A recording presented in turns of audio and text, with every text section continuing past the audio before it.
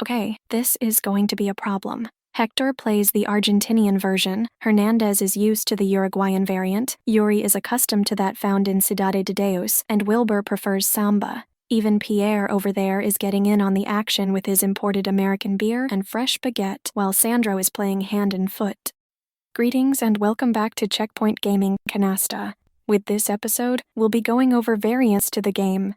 With the variants we'll be looking at in this episode, we divided them into two broad categories: player count and game rules. First, we'll be looking at the player count variations. In the base game, Canasta is played between 4 players. But with that said, the alternate player count sees play being done between 2, 3, 5, and 6 players. With the 2-player version, the following changes are made. During play, each player will receive a 15-card hand, will draw 2 cards at the start of their turn, and discard a single card in order to end it. And for a player to go out, their team will need to complete 2 canastas.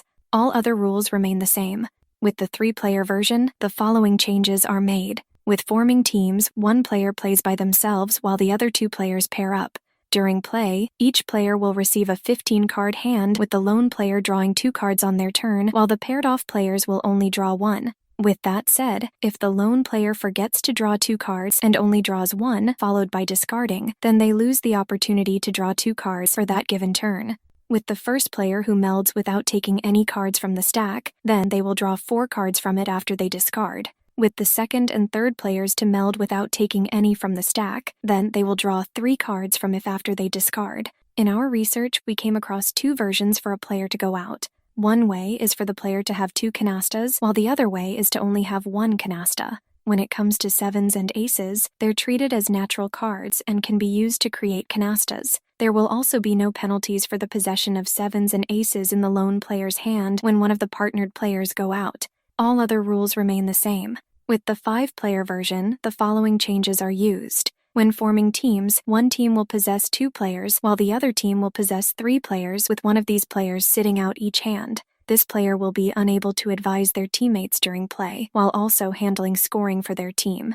And when a game ends, this 3rd player is to be cycled into the game. Otherwise, it wouldn't be much of a 5-player game. And with a 6-player version, the following changes are used. If playing with 2 teams, then each team will possess 3 players, with 1 player of each team sitting out a hand and then to be cycled into the game for the next hand. But if playing with 3 teams, each team will possess 2 players, where each player is to sit between 2 opponents. From there, a 3rd deck is added to the pack with 13 cards being dealt out to each player. The score needed to win the game is 10,000 points, with a team that reaches 7,500 points needing 150 points in order to make their initial meld in subsequent hands. There will also be no extra points for possessing 4 bonus cards. Instead, the teams will need to possess 5 or 6 bonus cards in order for them to score an additional 600 points. Finally, at least 2 canastas are needed for a team to go out. With that taken care of, we'll now be looking at the game rule variations. First is the discard pile always being frozen, with the up card only being taken if a player uses it to form a meld with 2 natural cards from their hand or adds the up card to an existing meld that is in possession of 6 or fewer cards. Second is Canasta Caliente. With the word caliente, it's Spanish for hot, so this version basically means hot canasta. And for those who want to drill down on this name conversion a little more, Canasta Caliente basically means hot basket in English. With this version, both Caliente cards are shuffled into the deck, and when played, it'll allow the respective player to rebuild their hand by drawing up to 11 cards. But if there aren't enough cards in the stock, then said player is to draw whatever is left. However, if said player possesses 11 or more cards, then nothing's to happen, thus making it a bad idea to play the Caliente card. So if a Caliente card is found in a player's hand, instead of drawing from the stock or discard pile, said player can play the Caliente card face up near their melds, but only if their respective team hasn't played more melds than their opponents. If playing a 3-player game, then the lone player can't have more melds than the team. From there, said player can then lay out melds but isn't allowed to play a second Caliente card this turn, followed by discarding as usual in order to end their turn. When the Caliente card is played, it will cause said player to lose 100 points, which is the price they will have to pay in order to use its ability. And if they possess the Caliente card, when the hand comes to an end, then the point loss they experience for the cards they have in their hand is doubled. but if they possess both Caliente cards, then this point loss is tripled. It is worth noting that if the Caliente card is the only card the player possesses at the end of the hand, then said player will not lose any points. Third is Samba, which is a version of the game that uses 3 decks instead of 2, creating a 162 card deck where 15 cards are dealt to each player, 2 cards are turned up, 2 cards are drawn each turn, and the game is played to 10,000 points. Sequence melds are also allowed with a 7-card sequence being known as a Samba, and it is worth 1,500 points. Fourth is Bolivian Canasta, which uses the rules of Samba. It is played to 15,000 points, and a Wild Canasta, which are known as Bolivias, being worth 2,500 points.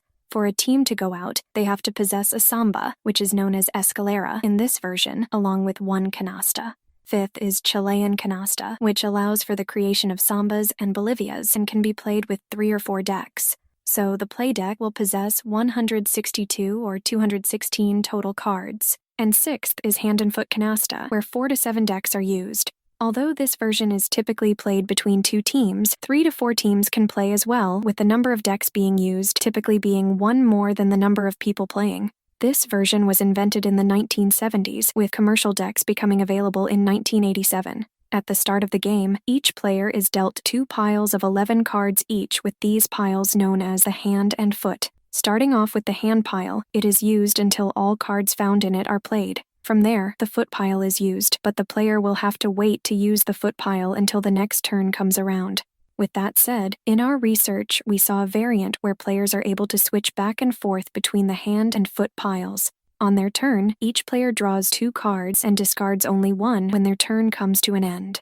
In order to go out, each team will have to possess 3 clean canastas and 4 dirty canastas. A player will also need to ask their partner for permission to go out, but if playing without teams, then the player will only need 1 clean canasta and 2 dirty canastas. And since 3s can't be melded, they can only be gotten rid of through discarding. When it comes to that of black 3s, regardless of pile, they score 5 points while red 3s score negative 300 points. When it comes to the initial meld requirement, the first hand is 50 for both teams. With the second hand, it's 90 points, the third hand is 120 points, and the fourth hand is 150 points. Since a lot of variants exist for Canasta, we'd like to hear what versions you, the audience, play. If we get enough suggestions, along with receiving information regarding the rules for these variants, we might release a follow-up episode. And with that said, this will bookend the main series pertaining to how to go about playing the game, Canasta. We hope that you found this to be helpful and allowed you to better understand how to go about playing the game. As time progresses and any updates get put out for the community, we will return to these episodes and update them accordingly to better reflect the changes that have been made to the game. With the nature of Checkpoint Gaming, we want to present the most up-to-date version of the game as possible to those who wish to play. So with that said, we hope you enjoyed our series pertaining to how to go about playing Canasta.